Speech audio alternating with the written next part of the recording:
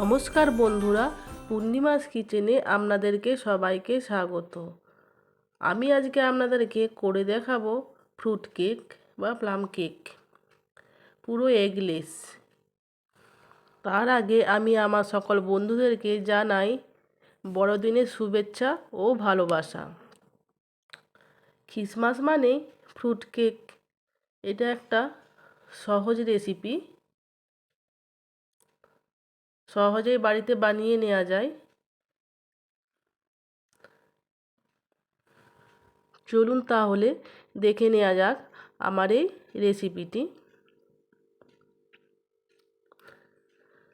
আমি এখানে একটা লেবু নিয়ে নিয়েছি। লেবুর খোসাগুলো আমি এইভাবে ছাড়িয়ে নিচ্ছি।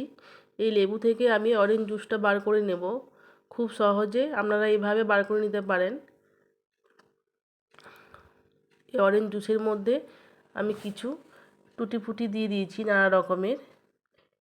এখানে আমি সাদা কিশমিশ কিছুটা আর কালো কিশমিশ কিছুটা আর মোরব্বা খেজুর নিয়ে নিয়েছি। সেগুলোকে আমি ভালো করে ভিজিয়ে দিলাম এই অরেঞ্জ জুসের মধ্যে। এটাকে আমি 1 ঘন্টার মতো রেখে দেব ঢাকা দিয়ে। দেখুন বন্ধুরা, আমি 1 ঘন্টা রেখে দিয়েছি, এই রকম হয়েছে। এখানে আমি কড়াইটা আগে থেকে গরম করতে দিয়েছি। তার মধ্যে আমি চিনি দিয়ে দিলাম। একটা ক্যারামেল আমি তৈরি করব।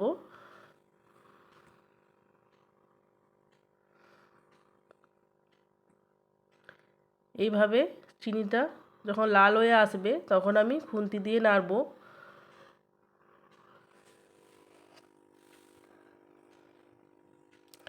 এইভাবে আপনারা ক্যারামেল তৈরি করবেন।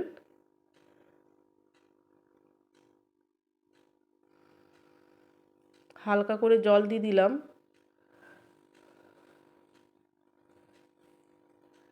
যাতে চারিদিকে ছিটকে না যায়।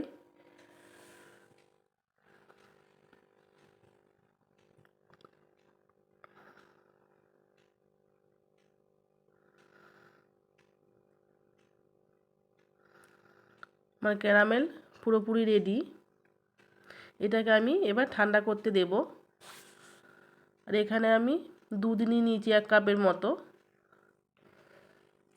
তারপরে এখানে আমি বাটার দিয়ে দিলাম। বাটারটাকে আমি আগে থেকে জাল দিয়ে গলিয়ে রেখেছি।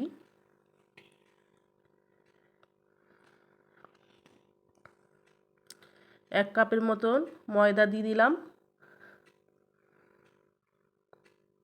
গুঁড়ো দুধ দিয়ে এটাকে আমি ভালো করে মেখে নেব।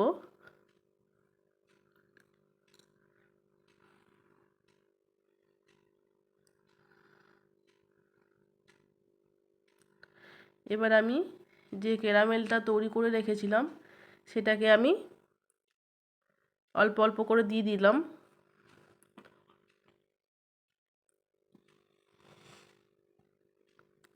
দেখুন বন্ধুরা, আপনারা এইভাবে করবেন।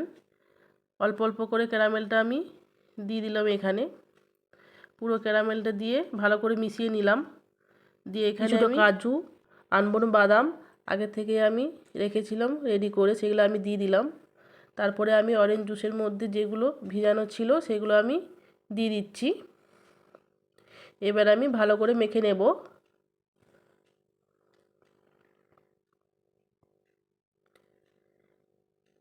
এটা আপনারা একটু ভালো করে মেখে নেবেন, এইভাবে ফাটিয়ে নেবেন। এবার আমি বেকিং সোডা, বেকিং পাউডার আর কিছুটা ভিনিগার দিয়ে দিলাম। তারপরে আরও ভালো করে ফাটিয়ে নিলাম।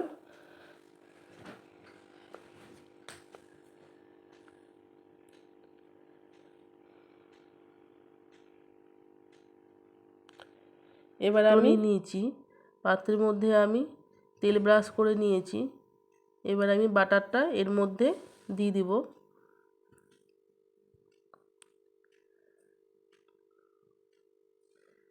এইভাবে বাটারটা আমি ঝাঁকিয়ে পুরো সেট করে নেব। আর এখানে আমি একটা কুকার নিয়ে নিয়েছি। কুকারটা আগে থেকে গরম করে নিয়েছি, একটা স্ট্যান্ড দিয়ে দিয়েছি। দিয়ে সেখানে আমি পাত্রটাকে দিয়ে দিলাম। দিয়ে এর মধ্যে আমি কিছু ফ্রুট দিয়ে দিলাম।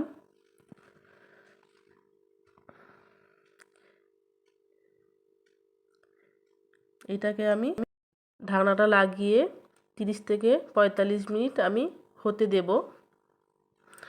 দেখুন বন্ধুরা, আমার কেক পুরোপুরি হয়ে গেছে। কেকটাকে আমি নামিয়ে নিয়েছি। আমার কেক পুরোপুরি তৈরি হয়ে গেছে। যদি আমার এই রেসিপি আপনাদের ভালো লেগে থাকে তাহলে আমার চ্যানেলটাকে পুরো লাইক, শেয়ার এবং সাবস্ক্রাইব করে রাখবেন। দেখুন বন্ধুরা, আমার এই কেকটা পুরোপুরি তৈরি হয়ে গেছে। আমি আপনাদেরকে কেটে দেখাচ্ছি কতটা সফট হয়েছে কেকটা। আপনারা এইভাবে বাড়িতে একবার করবেন। দেখুন বন্ধুরা, কত সফট হয়েছে। আজকে এই পর্যন্ত। ভালো থাকবেন, সুস্থ থাকবেন। ধন্যবাদ।